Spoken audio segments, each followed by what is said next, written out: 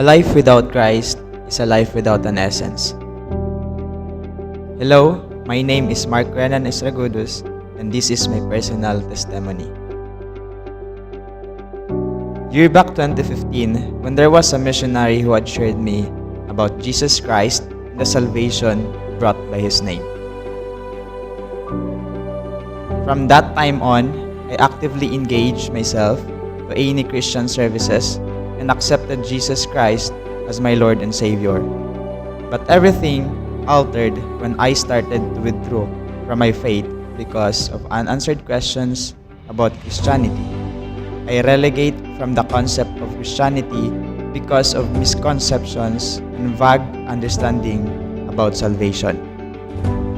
My faith constantly withered the time, and there's a lot of time I commit suicidal attempts. I hurt myself physically and emotionally. My girlfriend Wazna helped me to get out of my dim life and encouraged me to go to church again and be refreshed again. I overcome depression that time and I thought everything will gonna be okay. But when I started to settle in EPIL for my face-to-face class, my perspective had changed drastically again. I don't have any church to go and to worship God, and my way of thinking about going to church had been corrupted by some false teachings that going to church is just a waste of time and money. My perspective that time is, why should I go to church if God is omnipresent, if He is everywhere? My philosophical view about serving God changes in a selfish and egocentric manner. Every time I am invited to go to Jamsi, I always refuse to go because of my illogical mind.